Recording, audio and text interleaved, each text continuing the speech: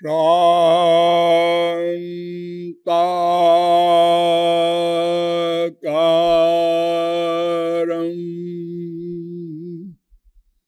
भुजगशयनं पद्मनाभं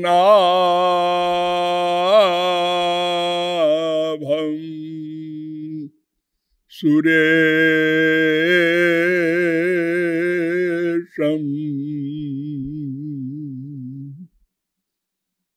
विश्वाधारं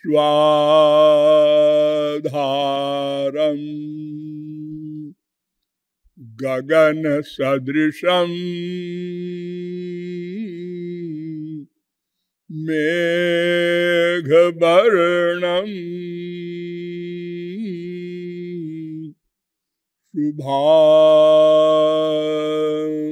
शुभांगं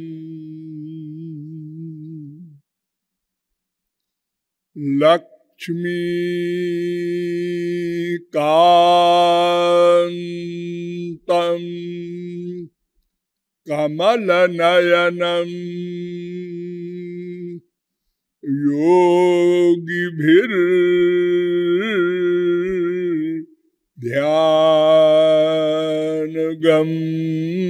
योगिभिर्ध्यानगम्यं वन्दे विष्णुं भवभयहरं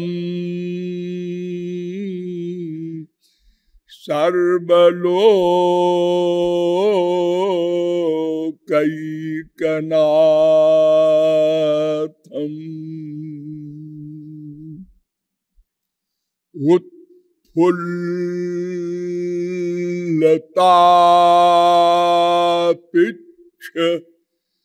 मनोरमश्री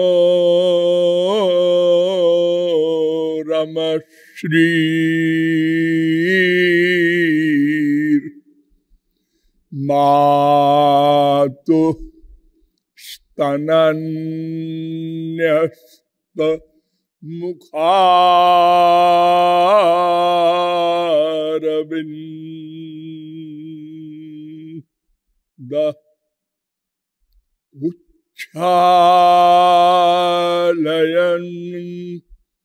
पादसरोरुहाग्रम् कृष्ण कदा यास्यति दृक्पथं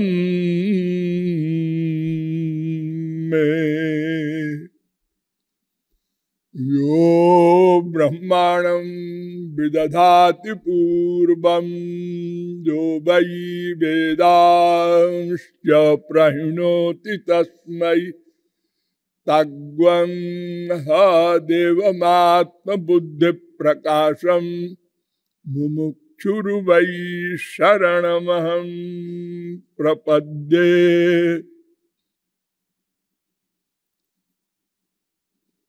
अनंत सौंदर्य माधुर्य सौशील्य सौकुमार्य सुधा सिंधु बलबंधु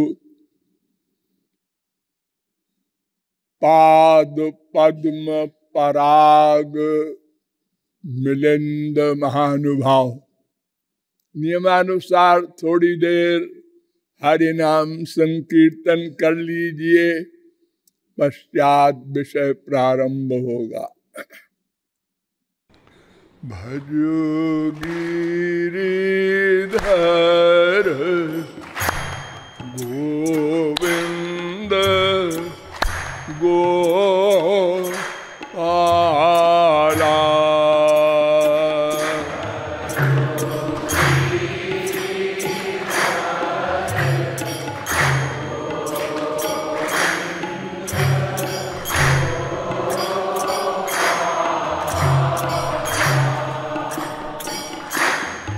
भजो गिरिधर गोविंद गोपाला।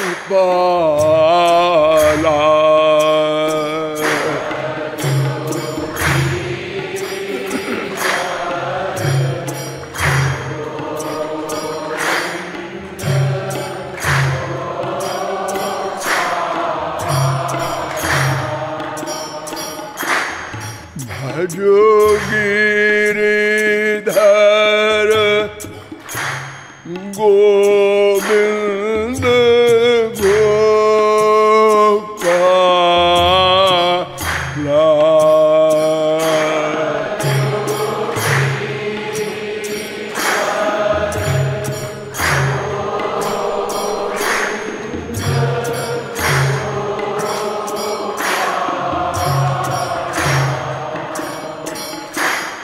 भजो गिरिधर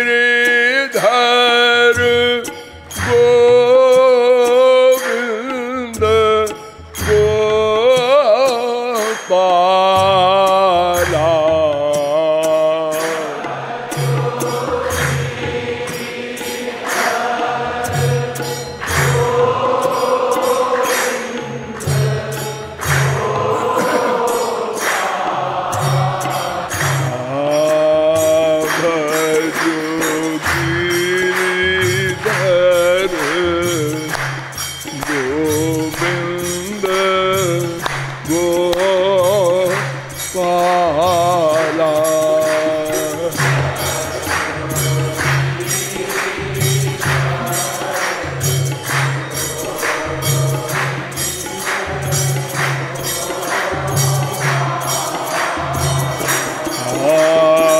भजो गिरिधर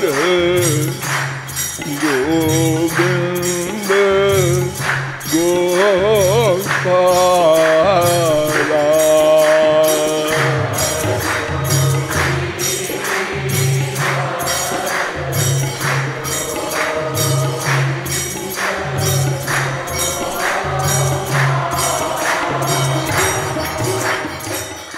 बोलिए राधा गोविंद भगवान की।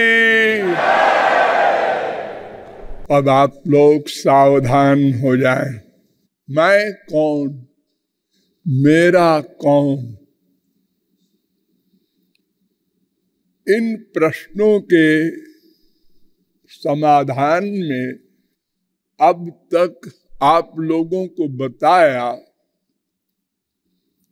कि समस्त विश्व में केवल दो प्रकार के लोग हैं।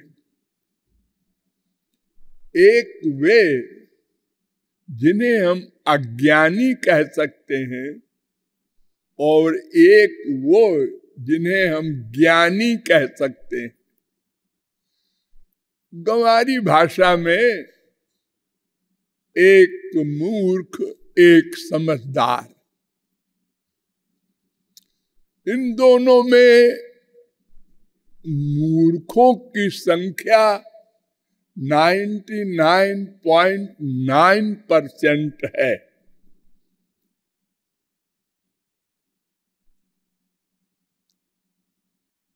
और समझदार 0.1% भी मैं अधिक बता रहा हूं, इतने भी नहीं है।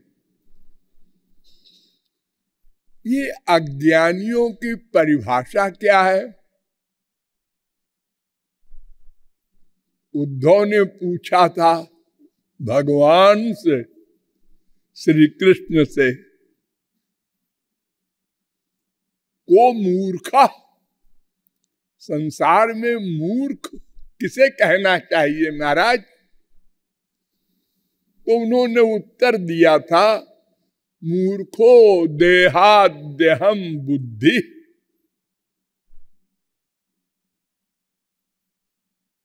पंथा मन निगम स्मृता।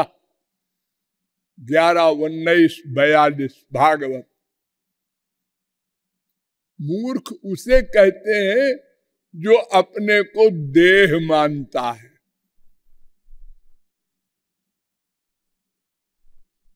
आप लोगों में कोई मूर्ख है या नहीं ये मैं नहीं जानता, लेकिन इस परिभाषा से आप लोग अकेले में सोच विचार करके निर्णय कर लीजिएगा कि आप लोग इन दो पार्टियों में किस पार्टी में हैं।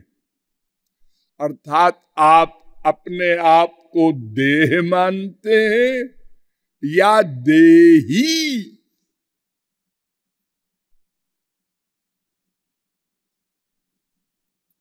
तीसरी तो कोई वस्तु है नहीं। हमारे पास दो ही वस्तु है, एक देही, एक देह। देही माने देह वाला, जैसे धनी धन वाला, ज्ञानी ज्ञान वाला, ऐसे ही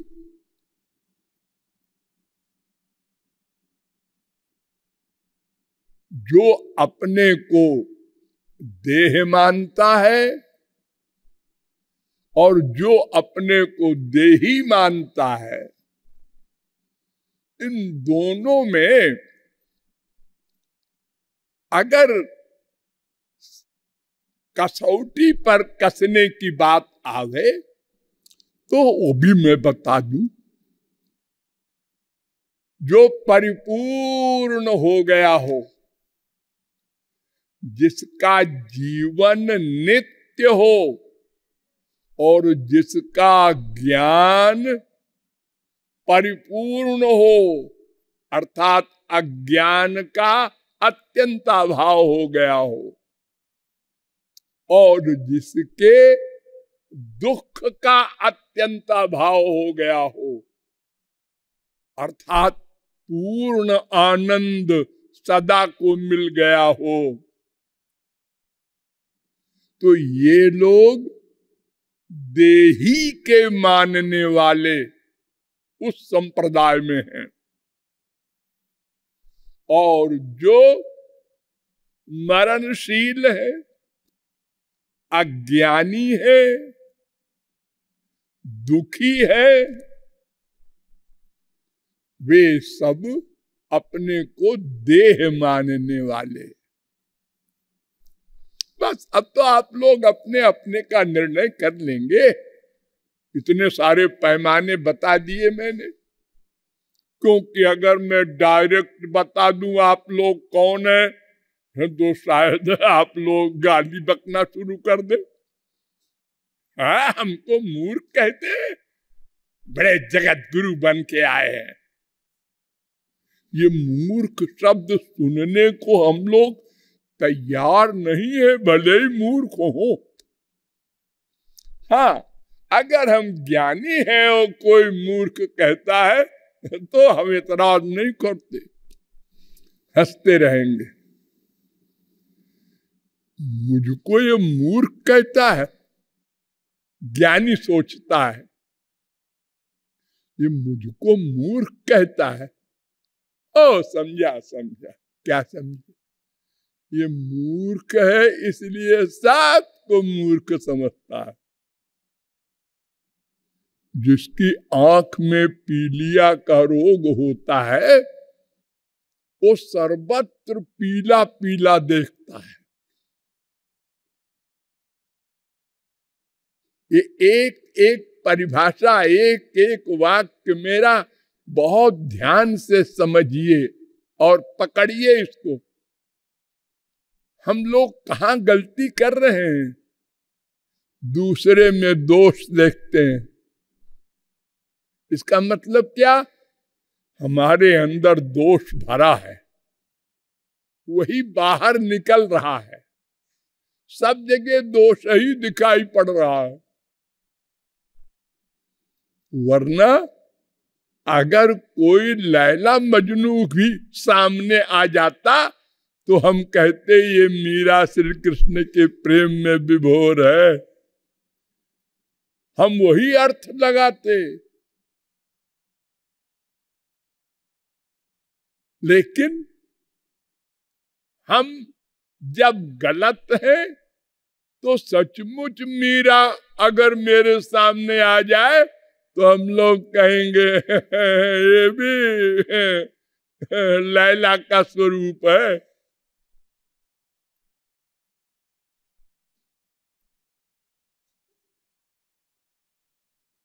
प्रत्येक व्यक्ति अपनी बुद्धि के अनुसार सर्वत्र देखता और निश्चय करता है। जब ये गलत निर्णय बंद हो जाए तब समझो अब मैं सही हो रहा हूं। अब मैं किसी के दोष को नहीं देखता, अपने दोष को देखने का अभ्यास कर रहा हूं।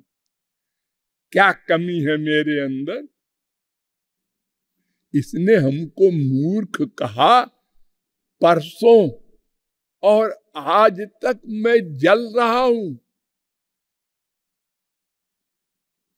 मेरे दोस्त ने, मेरे बेटे ने, मेरी बेटी ने मुझे मूर्ख कहा। ये कान में गूंज रहा है और अंदर जला रहा है। यानी मैं इतना बड़ा मूर्ख हूं कि काखा गाघा वाला एक शब्द है मूर्ख, ये सुनते ही और आत्मा का पतन हो गया।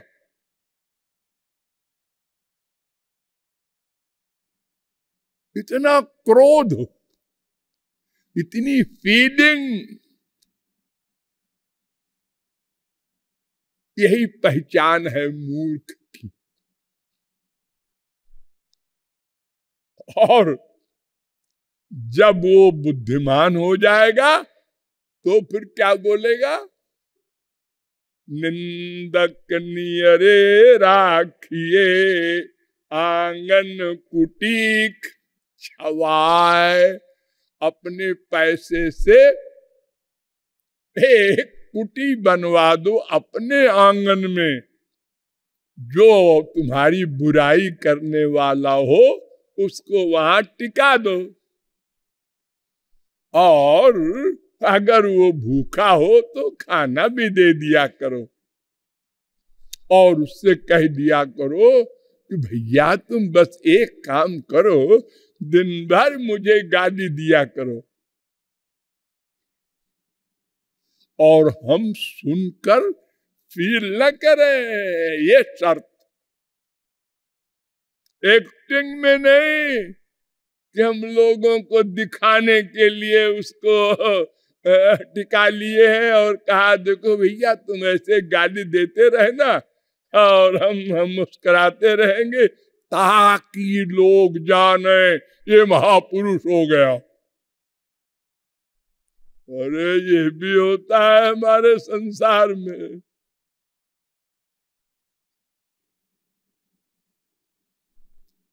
सचमुच का। तो जो मैं कौन मेरा कौन को समझ गया प्रैक्टिकल, वही समझदार है। और जो इस प्रश्न को नहीं हल कर सका वही ना समझ है। तो इसके हल करने के लिए हमने प्रत्यक्ष प्रमाण का भी अवलंब लिया, अनुमान प्रमाण का भी लिया, लेकिन काम नहीं बना। क्योंकि हम जिसका निर्णय कर रहे हैं वो विजातीय है। विजातीय माने जैसे आंख देखने का काम करती है, हाँ, कान सुनने का काम करता है, हाँ, दोनों विजातीय है ना, अलग अलग काम करते हैं। हाँ, ऐसे ही पंच महाभूत की ये इंद्रियां, ये मन, यही हमारे पास है। और जिसका निर्णय करना है वो पंच महाभूत का सामान नहीं है, वो कुछ और है। क्या है ये हम नहीं जानते, लेकिन पंच महाभूत का सामान नहीं है।